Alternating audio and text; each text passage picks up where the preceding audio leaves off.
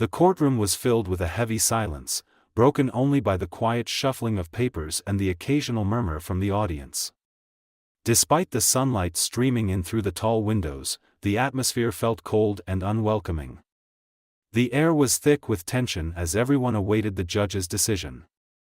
Today, the fate of Thomas Brown, a well-known businessman, would be decided. The prosecution had built a strong case against him, presenting undeniable evidence of fraud, corruption, and tampering with official documents. His defense attorneys had fought tirelessly, arguing that the evidence was circumstantial at best, but few people in the room believed them. The judge had remained stern and impassive throughout the trial, and it seemed inevitable that the verdict would be guilty. Thomas Brown sat at the defendant's table, his face a mask of exhaustion and resignation. His lawyers whispered urgently to him, but he barely acknowledged them. He had already accepted his fate. Across the room, the prosecution looked confident, their expressions unreadable but victorious. The audience was filled with reporters, court officials, and a few members of the public who had come to witness what they assumed would be nothing more than a formality, the final nail in Thomas Brown's coffin. Near the front of the courtroom, on the witness stand, sat Lily Harris, a 10-year-old girl with wide brown eyes and nervous hands clutching the edge of her chair. She had been called as a witness, though no one expected her testimony to be of much importance. A young girl couldn't possibly know anything crucial, and most assumed she had been brought in for emotional appeal rather than real evidence. The judge, Richard Wells, adjusted his glasses and glanced at her with mild impatience before addressing her in his deep, authoritative voice. "Miss Harris, please state your full name for the record," he said, tapping his gavel lightly. Lily swallowed hard. Her small voice was barely audible at first. "Lily Ann Harris." "Speak up, please," the judge instructed. Lily took a shaky breath, straightened her back, and this time, her voice was clearer. "Lily Ann Harris." "Good. Now, do you understand why you are here today?" She nodded. "Yes, sir." "Tell us what you saw on the night of August 14th, the prosecutor prompted, leaning forward slightly, expecting a simple statement that would reinforce their case. The room was silent, waiting for her response. Lily's hands tightened around the wooden railing in front of her. She could feel the weight of every eye in the room on her. She took another breath, her heart pounding so loudly she could barely hear anything else. Then, slowly, she lifted her right hand and pointed her small finger directly at Judge Richard Wells. The courtroom froze. A murmur of confusion rippled through the crowd, followed by a stunned silence. The judge's face twitched slightly, his eyes narrowing as he processed what was happening. "It's him," Lily said, her voice now steady. "He's guilty." Gasps echoed throughout the room. Reporters scrambled to write down what they had just heard, lawyers turned to each other in disbelief, and even Thomas Brown, who had spent the entire trial looking like a broken man, suddenly sat up straighter, his eyes locked onto Lily in shock. Judge Wells let out a short, tense laugh, shaking his head as if this were nothing more than a misunderstanding. "Miss Harris, do you understand what you're saying?" His voice was still calm, but there was a sharp edge to it now, an undertone of something cold and dangerous. Lily didn't look away. Her finger remained pointed at him, her brown eyes burning with determination. "I know what I saw. It was you." The courtroom erupted. Some people stood, talking over one another, while others simply stared in open-mouthed shock. The gavel slammed down repeatedly, Judge Wells demanding silence, but the damage had already been done. Lily Harris, a 10-year-old girl who no one had expected to say anything of consequence, had just turned the entire trial on its head with 6 words. The courtroom erupted into chaos. People stood up from their seats, whispering, shouting, trying to make sense of what had just happened. Some reporters scrambled to take notes, while others simply stared in disbelief, their pens frozen above their notepads. Lawyers from both sides turned to one another, their hushed conversations urgent and frantic. The jury members exchanged glances, some of them leaning forward as if trying to confirm that they had actually heard what they thought they did. Even the bailiff, a man trained to remain stoic and composed no matter what happened in court, looked momentarily unsure of what to do. Judge Richard Wells remained seated, but the way he gripped his gavel revealed the tension running through him. His face, which had remained impassive throughout the trial, had lost some of its color. He raised the gavel and brought it down sharply against the wooden block in front of him, the sound echoing through the room like a gunshot. "Order," he commanded, his voice louder than before, but there was an unmistakable strain beneath it. "I will have order in my courtroom." Slowly, the noise died down, but the charged atmosphere remained. People weren't just shocked, they were watching, waiting to see what would happen next. No one had ever seen something like this before. A 10-year-old girl had just accused the judge presiding over the case of being the real criminal. It was an absurd accusation, or at least, it should have been. But there was something about the way Lily Harris sat, her back straight, her hands still gripping the wooden railing in front of her, that made it impossible to dismiss her words outright. Judge Wells leaned forward slightly, his eyes fixed on Lily. "Miss Harris," he said, his voice controlled but noticeably less steady than before, "I will ask you to explain yourself immediately. Do you understand the gravity of what you are saying?" Lily didn't waver. Her small shoulders squared as she met his gaze. "I understand," she said, her voice steady despite the obvious weight of the moment. "Then I suggest you choose your next words very carefully," the judge warned, his fingers tightening around the handle of his gavel. "Because accusing a sitting judge of a crime without evidence is perjury, young lady, and that is a serious offense." A ripple of tension passed through the courtroom. Some of the spectators shifted uncomfortably in their seats. The reporters, who had been frantically taking notes, slowed down just enough to watch how this would play out. There was something in the judge's voice that unsettled people, not just anger, but something deeper, something that suggested he was more afraid than furious. Lily's fingers trembled slightly as she loosened her grip on the railing, but she didn't lower her gaze. "I know what I saw," she said, her voice unwavering. "It was you. You paid the officer to change the evidence. You told him to make it look like Mr. Brown was guilty." The courtroom was so silent that the ticking of the large clock on the back wall suddenly became unbearably loud. No one moved. No one spoke. Judge Wells blinked once, then twice, as if trying to process her words. Then, with forced composure, he let out a low, humorless chuckle and leaned back in his chair. "This is absolutely ridiculous," he said, shaking his head. "This child is either confused or has been manipulated into saying something she doesn't understand." He turned his gaze toward the prosecution table. "Who put this witness on the stand? Because this is an insult to the integrity of this courtroom." Michael Davis, the lead prosecutor, shifted in his seat. He had been sure of this case, had believed in every piece of evidence they had built against Thomas Brown, but now there was hesitation in his expression. He cleared his throat before speaking. "Miss Harris was called as a witness because she claimed to have seen something relevant to the case," he said carefully. "And while this is unexpected, I believe we should at least hear what she has to say." Judge Wells's grip on the gavel tightened again, but he forced a smile. "You cannot be serious," he said, his voice losing some of its smoothness. "You are going to let a child make baseless accusations against a judge in a court of law? This is madness." "It's the truth," Lily interrupted, her voice louder now. "I saw you that night. I saw you with the police officer. You gave him an envelope. You told him to make sure the evidence pointed to Mr. Brown." There was a sharp inhale somewhere in the crowd. The judge's jaw tensed. For a brief second, something flickered in his expression, fear. It was quick, barely noticeable, but it was there. And the moment it appeared, it vanished just as fast, replaced by an icy glare. "This court will take a recess," he announced suddenly, slamming the gavel down with more force than necessary. 10 minutes. Bailiff, clear the witness stand. Now.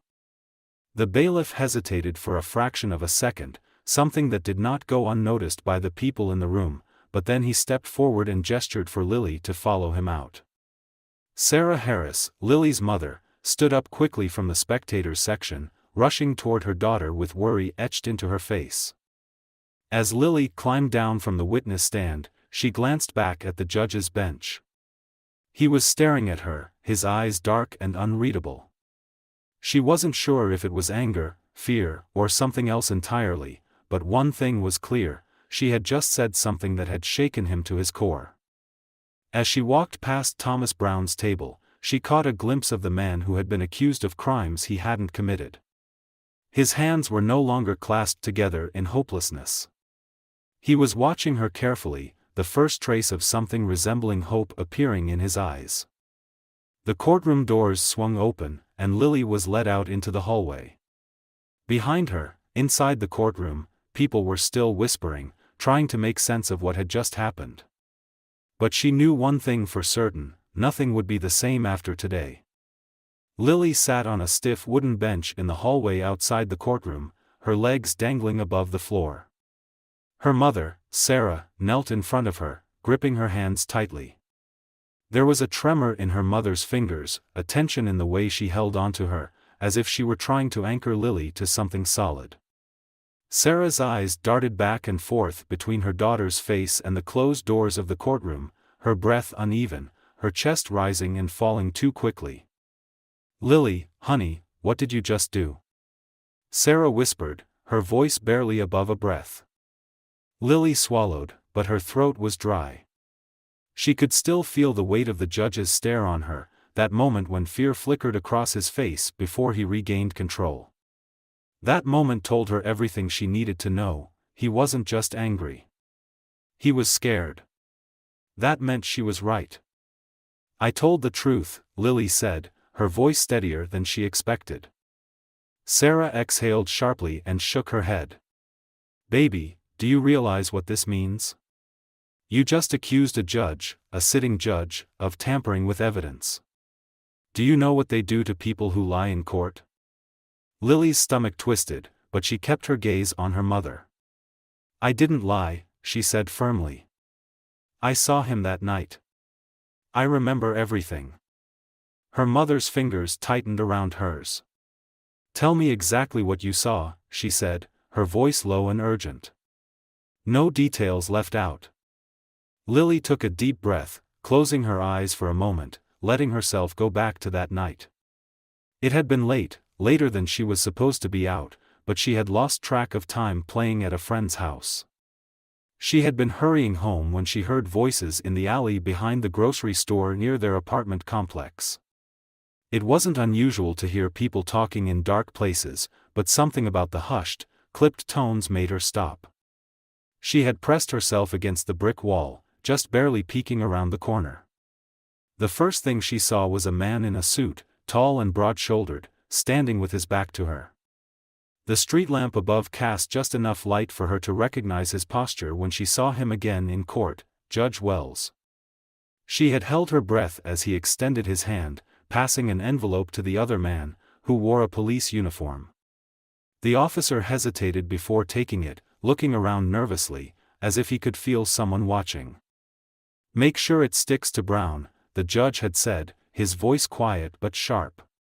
"He has to go down for this. Do you understand?"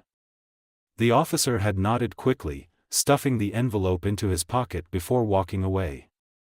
Judge Wells had stood there for a few more seconds, adjusting his suit jacket, then turned and walked in the opposite direction. Lily had stayed frozen in place, her heart hammering, waiting until both men were gone before she ran home, breathless and shaking. Now, sitting in the hallway, she opened her eyes and looked at her mother. "It was him," she said, her voice barely above a whisper. "He gave the cop the money. He told him to change the evidence." Sarah sat back, pressing a hand to her mouth. Her eyes were filled with something Lily couldn't quite place: fear, worry, something deeper. "Lily, if this is true..." She trailed off, looking down the hall, as if expecting someone to be listening. "It is," Lily said. "I swear." A door creaked open, and both of them jumped slightly as Prosecutor Michael Davis stepped out of the courtroom. His normally calm expression was gone, replaced by something uncertain, something calculating. He walked toward them, his hands tucked into the pockets of his suit, his steps careful and deliberate. When he reached them, he crouched down to Lily's level, his eyes searching hers. "Miss Harris," he said slowly, "what you just said in there, that's a very serious accusation. You understand that, right?" Lily nodded. "Yes, sir." Davis glanced at Sarah, who was still gripping Lily's hands as if she were afraid to let go. "Do you have proof?" he asked gently. "Anything at all? Witnesses, recordings, anything that could back up what you saw?" Lily's stomach twisted. She hadn't thought about proof. She had just spoken because she knew what she had seen, and she had assumed that was enough. But now, looking at the prosecutor's expression, she understood, her word alone wasn't enough. Sarah looked at her daughter, her face pale. "Lily," she whispered. Lily's mind raced. That night had played over and over in her head so many times. Had she really seen something no one else had? Was there anything, that could prove it? And then, suddenly, she remembered. "My phone," she blurted. Davis frowned. "Your phone?" Lily nodded quickly, her heart pounding. "That night, when I was hiding behind the wall, I was holding my phone in my hand. I had just taken it out of my backpack to check the time. I think I hit record by accident. I wasn't trying to, but maybe." Davis's expression changed instantly.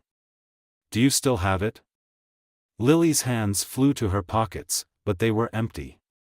Panic rose in her chest. "It's at home," she said quickly. "I haven't touched it in days." Davis stood up abruptly and turned to Sarah.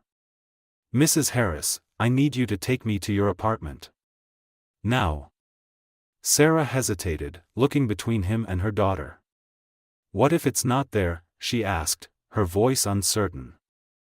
"If it is, and if it contains what Lily says it does, then this entire case just changed," Davis said, his tone sharper now, more urgent. "And that judge in there? He's going to do everything he can to make sure that evidence never sees the light of day." Lily's breath caught. For the first time, real fear settled in her stomach. She hadn't considered what might happen now that she had spoken the truth. Davis took a step back and glanced toward the courtroom doors. "We don't have much time," he said. "If Judge Wells realizes what's happening, we could all be in danger. Let's go." Sarah grabbed Lily's hand and pulled her up from the bench. The weight of what she had done finally hit Lily fully as she followed her mother and the prosecutor down the long, empty hallway. She had spoken the truth, but now she had to prove it. And she had the sinking feeling that the people who didn't want the truth to come out were already one step ahead. Lily sat in the back seat of the car, gripping the seatbelt across her chest as her mother drove faster than she ever had before. The city blurred past the windows, the streetlights casting quick flashes of light across their faces. Michael Davis sat in the passenger seat, his phone pressed to his ear as he spoke in quick, hushed tones to someone Lily couldn't hear. Her heart pounded so hard she thought it might shake her entire body. She had thought telling the truth in court would be the hardest part, but now she realized that had only been the beginning. Her mother's knuckles were white against the steering wheel. She hadn't said much since they left the courthouse, but Lily could feel the fear radiating off of her. Every so often, Sarah glanced at her in the rearview mirror, her lips pressed into a tight line. Lily wanted to say something, anything to make her feel better, but she didn't know what. All she could do was sit there and listen to the sound of the prosecutor's voice as he continued his conversation. "We're on our way now," Davis said. "I don't know how much time we have.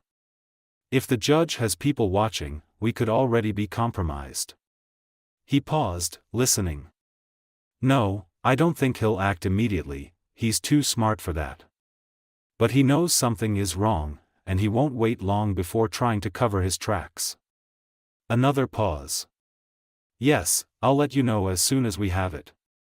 He ended the call and turned slightly in his seat to face Sarah. How much longer? 10 minutes, maybe less, Sarah said, her voice tight. Lily clutched her hands together in her lap. She had never felt more anxious in her life.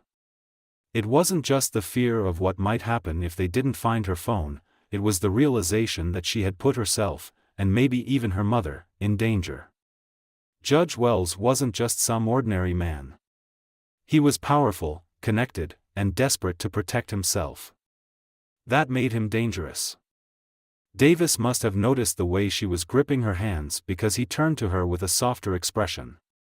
Lily, he said, his voice calmer now, I know this is scary, but you did the right thing. If your phone has that recording, it could change everything. It could prove that Wells was involved in framing Thomas Brown. It could prove he's the real criminal. Lily nodded slowly, but she wasn't sure she believed him. It wasn't just about proving the truth anymore. It was about what Wells would do to make sure no one ever heard it. When they finally pulled up to their apartment building, Sarah barely waited for the car to stop before throwing it into park and rushing out. Lily and Davis followed close behind, moving quickly up the steps to their front door. Sarah fumbled with the keys, her hands shaking as she tried to unlock it. Lily kept glancing over her shoulder, half expecting a dark figure to step out of the shadows, but the street was eerily quiet. The second the door opened, Sarah ushered them inside and locked it behind them. Lily ran straight to her room, nearly tripping over her own feet as she reached for her nightstand. Her phone was exactly where she had left it, face down on top of a pile of schoolbooks. She snatched it up, her fingers shaking as she pressed the power button. The screen stayed black. No, no, no, she whispered. What's wrong? Davis asked, appearing in the doorway. Lily's heart sank. It's dead. Where's your charger? Here. She grabbed it from the floor and quickly plugged it into the wall. A few seconds later, the screen lit up with the familiar charging symbol. Davis exhaled, but he still looked tense. How long until it turns on? A few minutes, maybe. Sarah appeared in the doorway, her face pale. Hurry. Lily stared at the screen, silently begging it to turn on faster. Every second that passed felt like an eternity. Davis paced the room, his hands on his hips, while Sarah stood near the door, listening. The apartment felt too quiet. It was as if the entire world had gone still, waiting for something to happen. Finally, the phone vibrated in Lily's hands. The screen lit up fully, and she immediately swiped to unlock it. Her fingers moved quickly, navigating to her voice recordings. Her stomach clenched as she scrolled through the files, looking for the right date. And then, there it was. A small audio file, labeled with nothing but the time and date from that night. I found it, she breathed. Davis was at her side in an instant. Play it. Lily tapped the file, and the sound of her own breathing filled the room. A few seconds later, voices emerged from the recording. You'll do as I say. This evidence must lead to Brown. Understand? The room went completely silent. The voice was unmistakable, Judge Wells. Make sure it sticks to him, the voice continued. No mistakes. Then came the rustling sound of an envelope being passed from one person to another. A few more muffled words, and then footsteps fading into the night. Davis slowly let out a breath. It's him, he said, his voice barely above a whisper. This is exactly what we need. Sarah pressed a hand to her mouth. Lily's fingers tightened around her phone. She had known it was real. She had known she wasn't imagining things. But hearing it again, in this moment, with Davis and her mother standing beside her, made it even more real. Davis straightened. "We need to get this somewhere safe. If Wells realizes we have this, he won't stop until he gets rid of it." A loud knock suddenly echoed through the apartment. Lily jumped. Sarah gasped and turned toward the front door. Davis's entire body went rigid. Knock. Knock. The sound was slow. Deliberate. Lily's breath caught in her throat. No one ever came to their apartment this late. Sarah's hand hovered near the doorknob, her face pale. Davis moved quickly, grabbing Lily's phone from her hands. "Not a word," he whispered. He turned off the screen and slipped the phone into his pocket. The knocking came again, harder this time. Lily squeezed her mother's arm, her heart pounding against her ribs. Someone was outside. Someone who knew they were here. Someone who wasn't supposed to be. Davis's voice was barely above a whisper. "Whatever happens, don't open that door." The knocking came again, louder this time, 3 slow, deliberate thuds against the wooden door. Sarah froze, her hand hovering just inches from the handle, her breathing sharp and uneven. Lily could feel her mother's fear radiating through the small space between them. Davis moved swiftly, placing a firm hand on Sarah's wrist before she could make the mistake of unlocking the door. His expression was unreadable, but his posture said everything: whoever was outside wasn't here by accident. Lily's heart pounded so hard she thought it might burst from her chest. The apartment was small, and the walls were thin, but in that moment, everything felt suffocating. The air was thick, pressing down on them.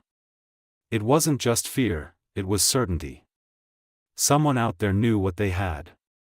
Someone was here because of what she had said in court. Davis motioned for them to step back, and Sarah obeyed, pulling Lily close as they retreated toward the kitchen. The prosecutor took a deep breath, straightening his posture before moving cautiously toward the door. He didn't unlock it.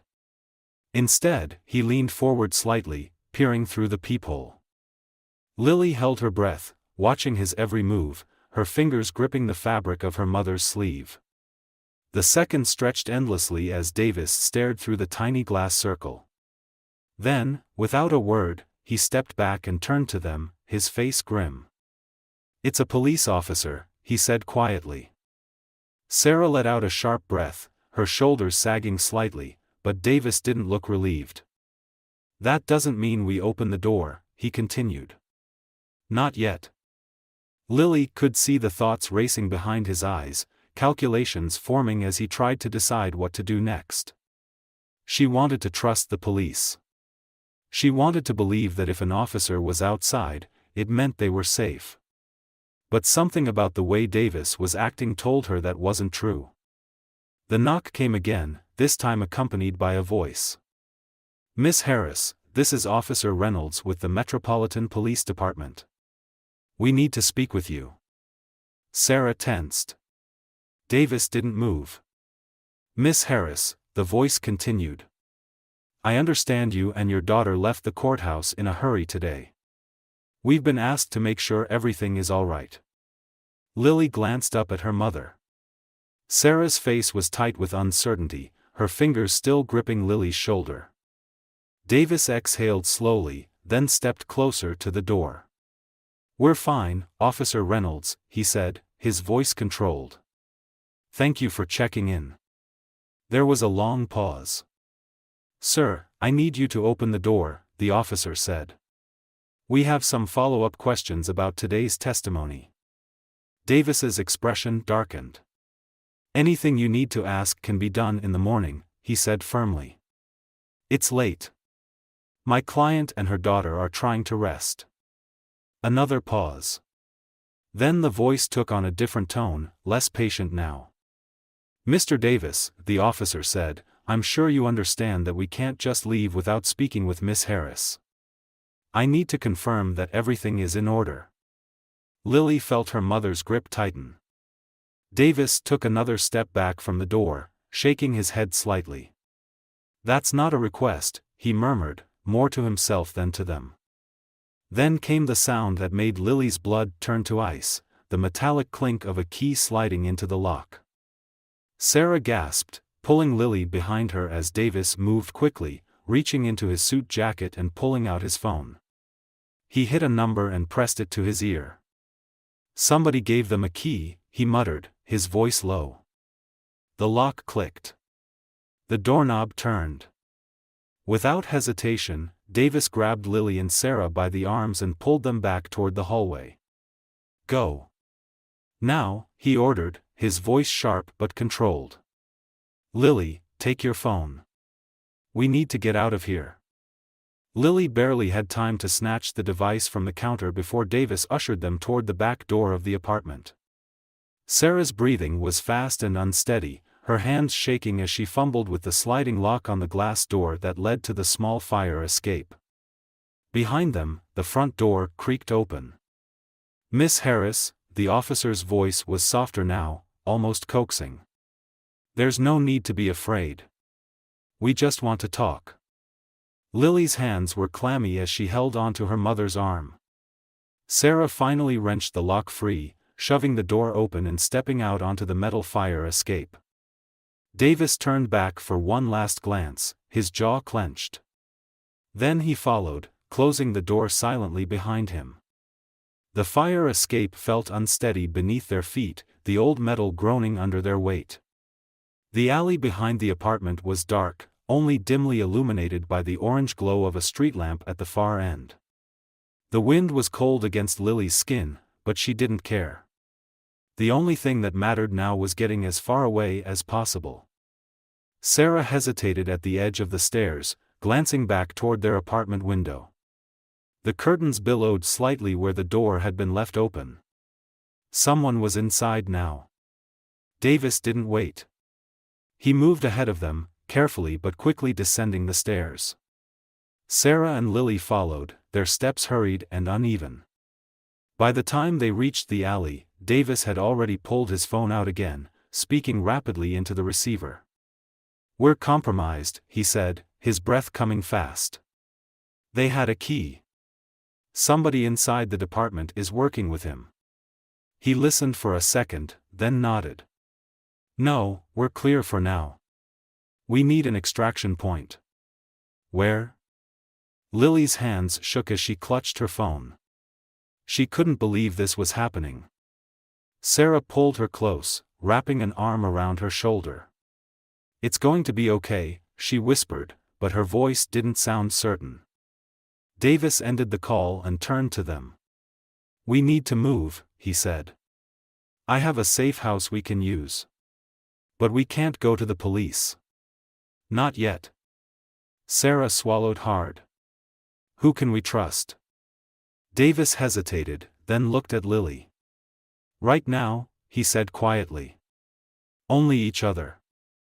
Lily nodded, holding tightly onto her mother's hand as they followed him into the night. The alley was damp and smelled of rust and old rainwater. Lily clung tightly to her mother's hand as they hurried behind Davis, their footsteps barely making a sound against the cracked pavement. The street ahead was mostly empty, just a few dimly lit storefronts closed for the night. The world outside didn't seem to know that something terrible was happening, that somewhere behind them, in the apartment they had just fled from, someone was looking for them. Davis moved with purpose, his phone still in his hand, though he wasn't making any calls now. His eyes darted around, scanning the area as they walked, as if he expected someone to be watching. The way his shoulders were tense, the way he kept glancing over his shoulder, it made Lily's stomach twist with nerves. She had always thought that people like Davis, lawyers and prosecutors, weren't the kind of people who had to run.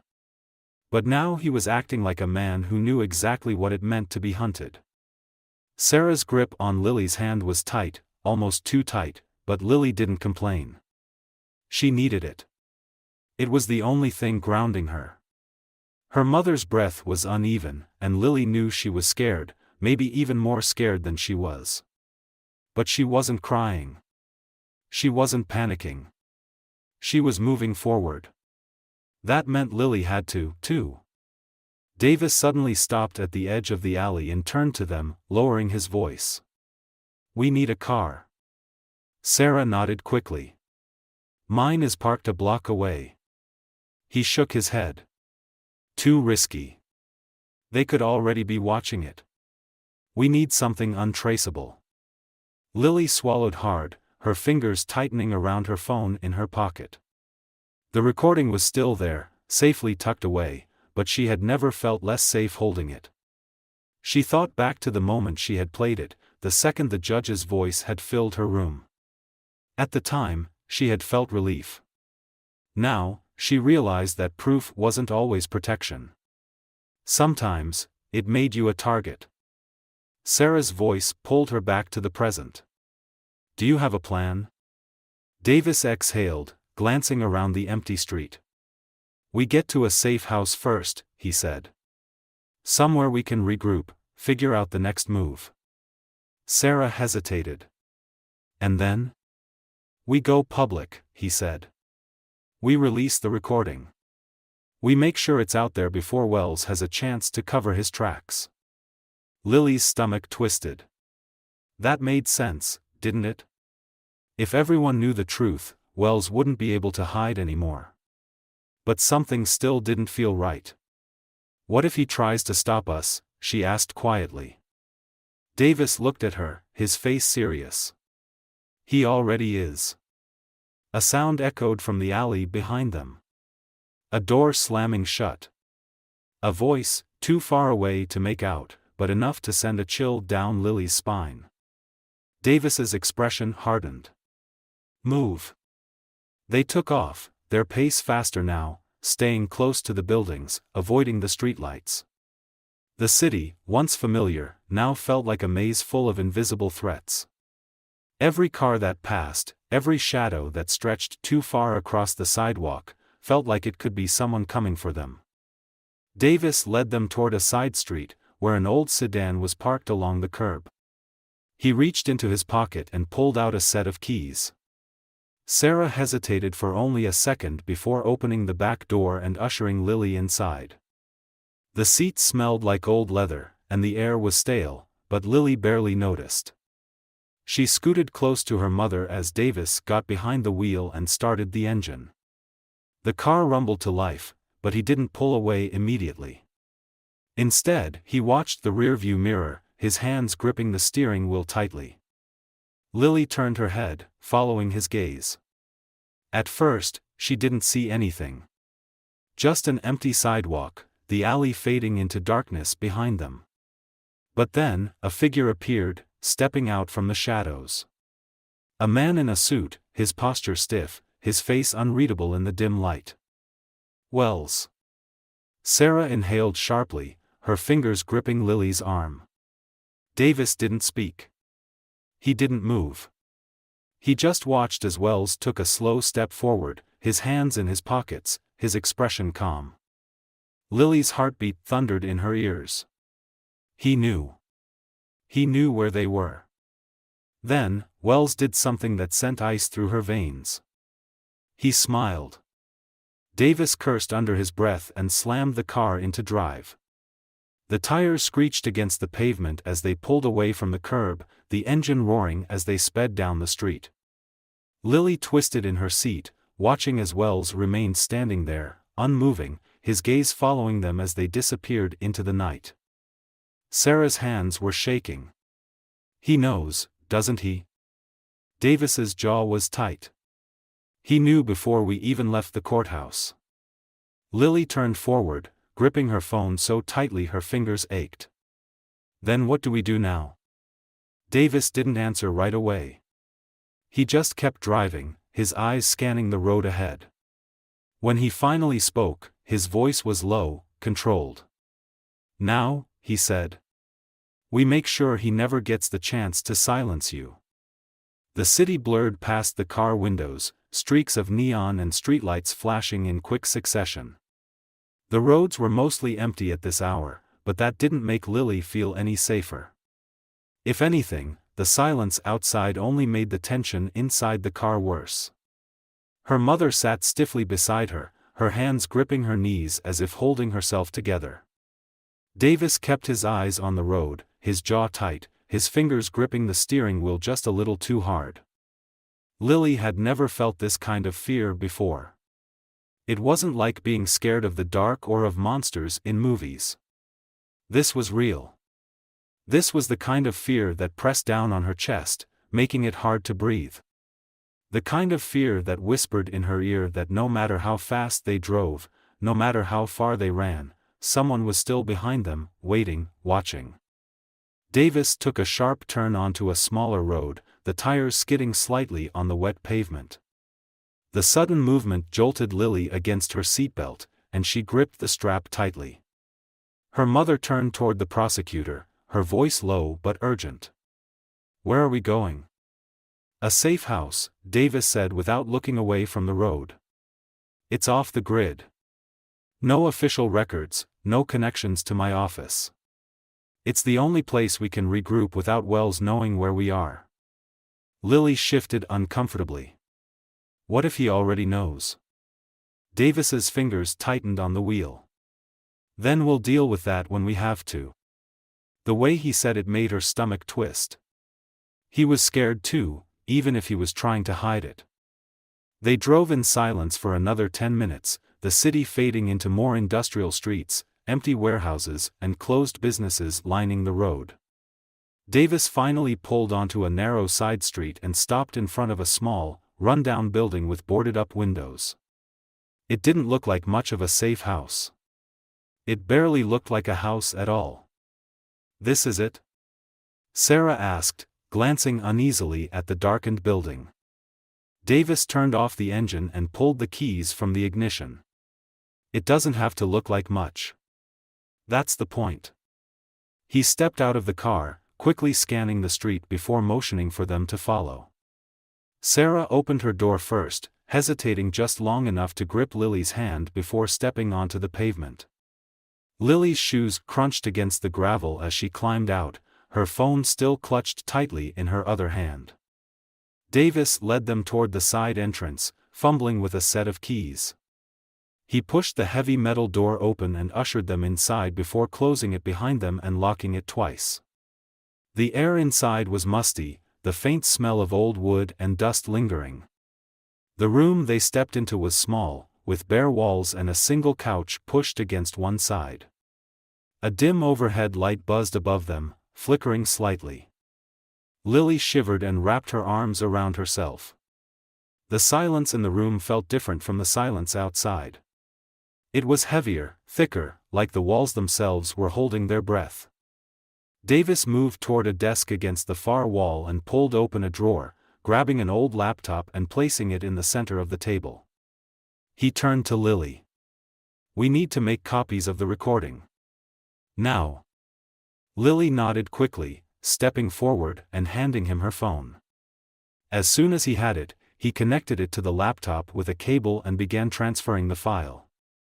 Her mother stood beside her, rubbing her arms as if trying to warm herself up, but Lily knew it wasn't the cold that made her shiver. It was the weight of everything pressing down on them. Davis worked quickly, his fingers moving across the keyboard with practiced efficiency. After a few minutes, he exhaled sharply and leaned back. "It's backed up," he said. "Multiple copies. If something happens to this phone, we're still covered." Sarah let out a breath of relief. "So what now?" Davis looked at the screen, his expression hard. "Now we go public." Lily swallowed. She had known this was coming, but hearing it out loud made her pulse quicken. "How?" Davis tapped a few keys, pulling up a secure email server. "We send the file to multiple journalists, law enforcement agencies outside of Wells's control, and public watchdog groups. We don't just give him one target to take down. We make it impossible for him to stop this from spreading." Sarah hesitated. "Won't that make us bigger targets?" Davis looked at her, his expression grim. "We already are." Lily watched as he attached the recording to an email and typed out a short message. He moved quickly, his movements confident but tense. When he finished, he sat back, staring at the screen. Lily leaned in slightly. Are you going to send it? Davis's eyes flickered toward the door, as if he expected someone to burst through it at any moment. He hovered over the send button for half a second, then clicked. The email vanished from the screen. It's done, he said. Sarah closed her eyes, her shoulders sagging. Lily let out a breath she hadn't realized she was holding. Then the lights went out. The sudden darkness swallowed the room, the only sound the sharp intake of breath from her mother. Davis cursed under his breath. The laptop screen flickered, then died. Lily's pulse spiked. A noise outside. Footsteps. Heavy ones. Davis grabbed Lily's phone off the table and shoved it back into her hands. His voice was a whisper, sharp and urgent. Stay close. Do not make a sound. Sarah pulled Lily close, her heartbeat hammering against Lily's side. The footsteps outside stopped just beyond the metal door. The handle rattled. Lily's breath caught in her throat. Then came the knock. 3 times. Slow. Heavy. The same as before. Sarah's grip on her tightened. Davis reached into his jacket and pulled out something small and dark. Lily realized with a jolt that it was a gun. Another knock.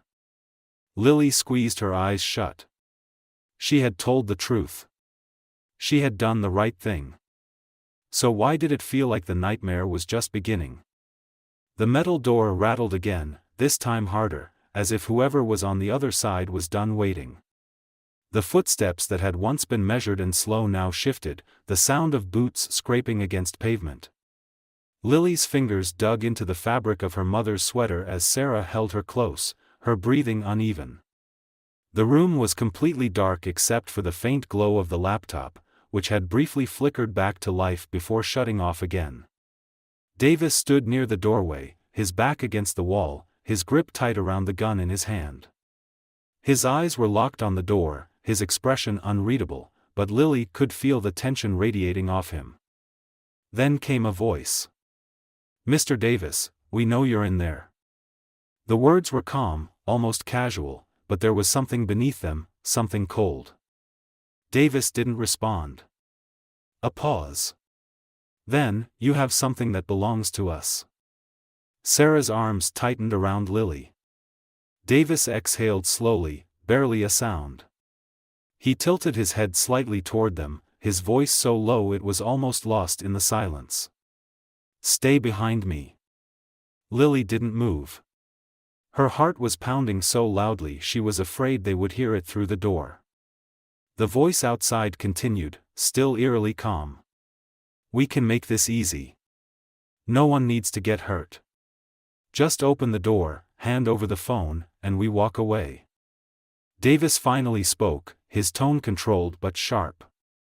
You don't get to walk away from this. A beat of silence. Then a quiet chuckle. That's funny, the voice said. I was about to say the same thing to you. The doorknob twisted. The lock held, but the force behind the movement made the entire door shudder. Davis moved fast. In one fluid motion, he grabbed a chair from the corner of the room and jammed it under the handle. It wouldn't hold forever, but it would buy them time. He turned sharply toward Sarah and Lily. We need to get out. Now. Sarah nodded quickly, grabbing Lily's hand as Davis moved toward the back of the room. There was another door there, one that led into an adjoining storage space. Lily hadn't even noticed it before, but Davis seemed to know exactly where he was going. He pushed the door open, revealing a narrow hallway lined with stacked boxes and metal shelves. Go, he urged. Sarah pulled Lily into the passageway as Davis followed, closing the door behind them just as the front door shuddered again under another heavy impact. The hallway was even darker than the room they had just left, the air thick with dust and the scent of something stale and metallic. Lily tried not to cough as Sarah guided her forward. At the end of the passage was another door, this one rusted at the hinges. Davis pushed past them, shoving against it with his shoulder until it groaned open, revealing a back alley. The night air was cold, the street behind them empty except for the flickering glow of a street lamp. Davis stepped out first, his gun still in his hand. He scanned the area quickly before motioning for them to follow. "Hurry." Lily moved as fast as she could, her fingers still gripping her mother's hand. Sarah's breath was fast and uneven, but she didn't slow down. The second they were all outside, Davis pulled the door shut behind them. "We need to put distance between us," he said. "They'll get through that door soon." Lily didn't ask where they were going. She just followed. They ran. The alley twisted into another side street, then another, until Lily lost track of where they were. The buildings here were different, older, abandoned-looking. The air was thick with the smell of asphalt and something burning in the distance. Lily's lungs ached, but she didn't stop. Finally, Davis slowed near an intersection, glancing around before motioning toward a parked car on the opposite side of the street. It was an old sedan, dented along one side, its paint faded. He dug into his pocket, pulling out another set of keys. Sarah looked at him. "How many cars do you have?"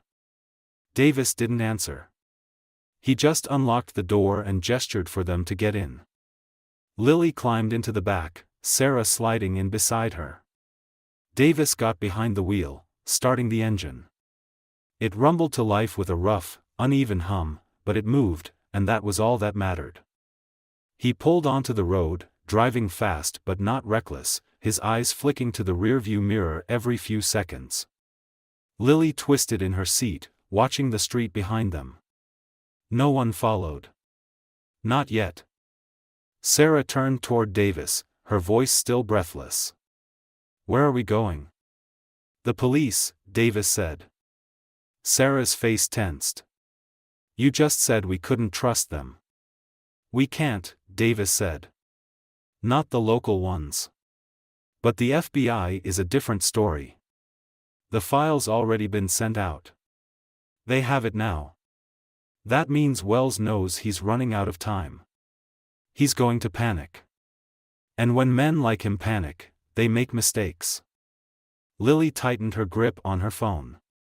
"So it's over?" Davis shook his head. "Not yet." The drive was long, stretching out into the early hours of the morning. The city lights faded behind them as Davis took them further away, onto a highway that stretched into unfamiliar roads. Lily leaned her head against the window, exhaustion pressing down on her. She wanted to sleep, but she couldn't. Every time she closed her eyes, she saw Wells standing in the street, watching them leave, smiling. By the time they pulled into the parking lot of a large, secure-looking building, the sky had started to lighten. Davis parked near the entrance, turning toward them. "Stay close to me. Don't speak to anyone unless I tell you to." Sarah nodded, gripping Lily's hand as they stepped out of the car. Davis led them toward the doors, his posture tense but determined. The lobby was quiet. A man in a suit looked up from a desk, his expression shifting the second he saw them. Davis strode forward. "I need to speak to Agent Holloway," he said. "Now." The man hesitated, then reached for a phone. Lily stood beside her mother, her heart still racing. Minutes later, a tall man in a dark suit appeared from a back hallway. He looked at Davis, then at Sarah and Lily. His eyes landed on the phone in Lily's hand, understanding flickering across his face. "You're the ones from the recording," he said. Davis nodded. "We have proof. And we need protection." The agent's jaw tightened. "Then let's get started." Lily exhaled slowly. It wasn't over. Not yet. But for the first time since she had stood in that courtroom, she finally felt like maybe, just maybe, they had a chance.